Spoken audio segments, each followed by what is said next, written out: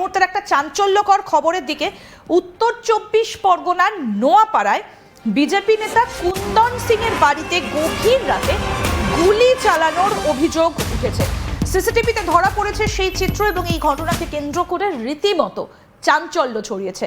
রাত পোহালেই নির্বাচনের ফলাফল প্রকাশ, আর তার ঠিক আগে নোয়াপাড়াতে বিজেপি নেতার বাড়িতে গুলি চলেছে সেই অভিযোগ উঠেছে এবং সিসি ক্যামেরাতে ধরা পড়েছে। বিজেপি নেতা কুন্দন সিং, তার বাড়িতে হামলা হয়েছে বলে অভিযোগ উঠেছে এবং এই ঘটনাকে কেন্দ্র করে রীতিমতো চাঞ্চল্য ছড়িয়েছে। যেটা জানা যাচ্ছে এবং ছবিতেও যেটা দেখা যাচ্ছে, মোটর বাইকে আসা দুই যুবক বাড়ির দিকে আগ্নেয়াস্ত্র তাক করে হামলার চেষ্টা করছে। অভিযুক্ত হিসেবে আকাশ চৌধুরী এবং আমনের নাম উঠে এসেছে। ঘটনায় আতঙ্কিত পরিবার। নোয়াপাড়া থানায় অভিযোগ দায়ের হয়েছে, পুলিশ তল্লাশি শুরু করেছে। এদিকে বিজেপি অভিযোগ করেছে তৃণমূল ঘনিষ্ঠদের বিরুদ্ধে, যদিও সমস্ত অভিযোগ অস্বীকার করেছেন সোমনাথ শ্যাম। আসুন আপনাদেরকে শোনাই যে কি বলছেন বিজেপি নেতা কুন্দন সিং। দেখুন, এরা আকাশ চৌধুরী গোলু এবং অমন চৌধুরী, এরা দুজনই যেভাবে আর্মস নিয়ে এসেছিল, এরা আগে থেকেই করছিল। শুধু বিজেপি লোককে বলছিল যে 4 তারিখ পরে দেখে নেবো, 4 তারিখ পরে দেখে নেবো। তো 4 তারিখ দেখতে পারবে না, তো 3 তারিখই এসে রাত্রিবেলা ফায়ার আর্মস নিয়ে যেভাবে গুলি চালিয়েছে, সেটা থেকে প্রমাণিত হচ্ছে কি তৃণমূল কংগ্রেস অ্যান্টি সোশ্যালই দল আছে। এটা কিন্তু প্রমাণ করছে। এরা কিন্তু টিএমসি করতো, এরা কিন্তু প্রকাশ্যে টিএমসি করতো। এদেরকে টিএমসি পুষে রেখেছিল কি বিজেপি কর্মীদেরকে মারো, বিজেপি কর্মীদেরকে ধমকাও চমকাও, এরা করছিল। কিন্তু কালকে নিজের ধৈর্যটা ধরে রাখতে পারলো না।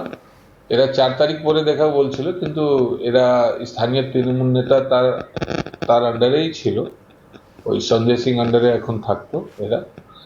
আর এরা গুলি আমার বাড়ির সামনে একদম চালিয়েছে এবং এরা কিন্তু বারবার কিন্তু আমার নাম নিয়ে খুব অভদ্র ভাষায় গালাগালি করেছে। আমি সামনে থাকলে আমাকেই মেরে দিত।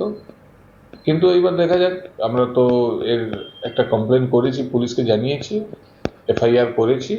পুলিশ দেখুন কি করে। আমার যেটুকু ধারণা এক রাউন্ড চলেছে, আমার যতটুকু ধারণা এক রাউন্ড চলে। কারণ দেখুন, আমি ভেতরে ঘরে ছিলাম, একটা সাউন্ড পেয়েছি। এবার এই ইনকোয়ারি পুলিশ করুক, পুলিশ তদন্ত করুক, গুলি চলেছে কি চলেনি, গরম চলেছে, পুলিশ ইনকোয়ারি করুক। আমি তো সিসিটিভি ফুটেজ আমি তো প্রকাশ্যে দিয়ে দিয়েছি আপনাদেরকে। এবার সিসিটিভি ফুটেজে দেখা যাচ্ছে এর একটা এদের কিন্তু আরো টিম কিন্তু রামপ্রসাদ মোড়ে দাঁড়িয়েছিল।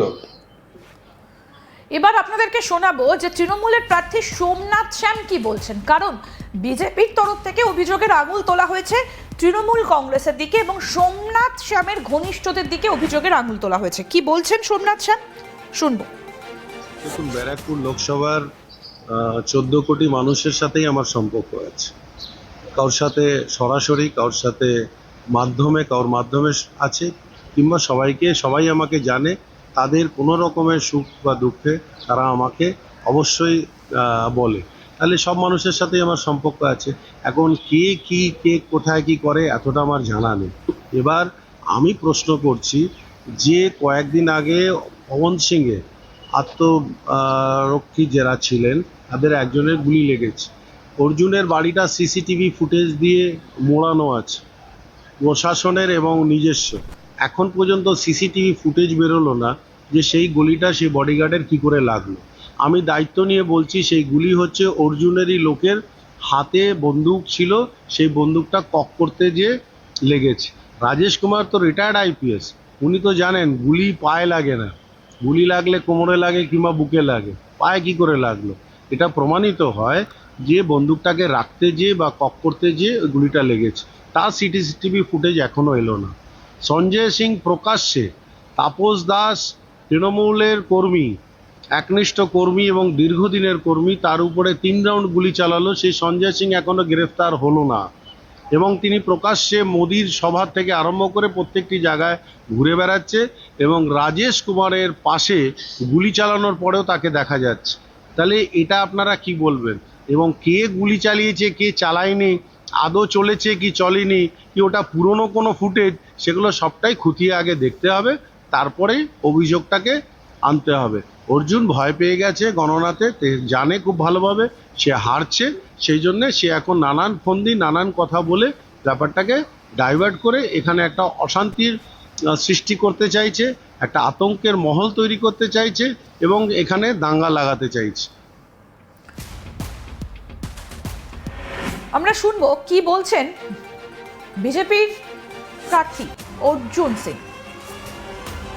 কাল রাত্রি 12টার পরে 12টা 10-15 হবে আমাদের ব্যারাকপুর সাংগঠনিক জেলা সেক্রেটারি কুন্দন সিং গ্যারুলিয়া থাকেন, তার বাড়ির উপরে কালকে হামলা হয়েছে, এক রাউন্ড ফায়ার হয়েছে। ওখানে তৃণমূলের ক্রিমিনাল গুন্ডা ওই গোলু আর আমন এই ক্রিমিনালরা তার উপরে হামলা করে গুলি চালায়। আর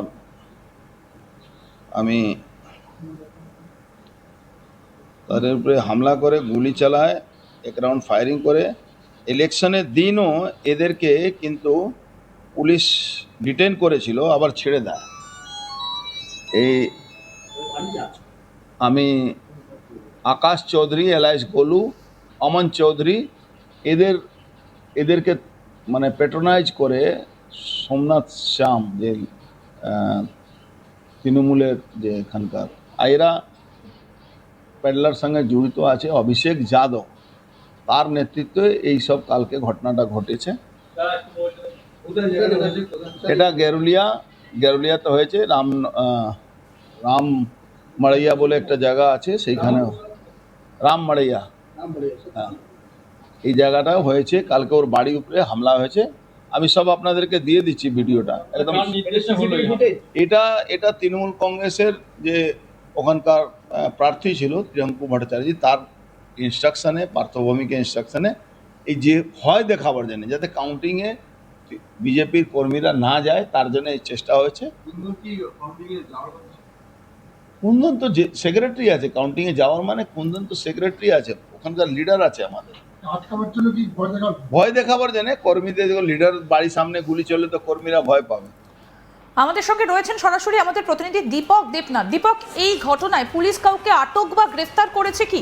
সিসিটিভিতে স্পষ্ট দেখা যাচ্ছে যে কেউ বা কারা তারা হাতে কিছু একটা নিয়ে এসে সেখানে তারা ছোড়ার চেষ্টা করছেন, শনাক্ত করা গিয়েছে কি? না, অভিযোগ জমা পড়েছে। কুন্দন সিং নিজে তিনি অভিযোগ জানিয়েছেন, কিন্তু এই ঘটনায় সেই সিসিটিভি খতিয়ে দেখে কাউকে অ্যারেস্ট করা বা গ্রেপ্তার করা এই ঘটনাটি এখনো পর্যন্ত হয়নি, তবে পুলিশ তদন্ত শুরু করে দিয়েছে ইতিমধ্যে। কুন্দন সিং এর যেটি অভিযোগ যে গতকাল রাতে 12টার ঠিক পরে দুজন ব্যক্তি আসেন, গাড়িতে করে আসেন, বাইকে করে আসেন, এবং যে দুজন এসেছেন তাদের মধ্যে একজন হচ্ছে আকাশ চৌধুরী এবং অন্যজন হচ্ছে আমন চৌধুরী, এবং তারা দুজন বাইকে করে এসে নামে এবং পিছন দিক থেকে একজন হঠাৎ করে সেই বাইক থেকে নেমে গিয়ে কুন্দন সিং এর যে বাড়ির যে গেট আছে, প্রধান ফটক আছে, সেখানে গিয়ে ফায়ারিং করে। এবং কুন্দন সিং এর যেটি বক্তব্য বা অভিযোগ সেটি হচ্ছে যে এক রাউন্ড ফায়ার করেছে, তিনি তখন ভিতরে ছিলেন, তিনি সেই শব্দটি শুনেছেন, শব্দ শুনে যদিও বাইরে চলে আসেন, কিন্তু তারপরে আর দেখতে পারেননি। এবং পরে যখন সিসিটিভি ফুটেজ যখন চেক করা হয় তখন তিনি দেখেন যে দুজন ব্যক্তি তিনি একটি মোটর বাইকে চেপে আসেন, এবং এরপরে স্থানীয় যারা বিজেপির উচ্চ নেতৃত্ব আছে তাদেরকে জানানো হয় বিষয়টি, এবং পরে তারা থানায় গিয়ে একটি অভিযোগ দায়ের করেন। কিন্তু সেই অভিযোগের প্রেক্ষিতে এখনো পর্যন্ত কাউকে অ্যারেস্ট করা বা গ্রেপ্তার করার খবর এখনো পর্যন্ত আমাদের কাছে নেই বা করা হয়নি।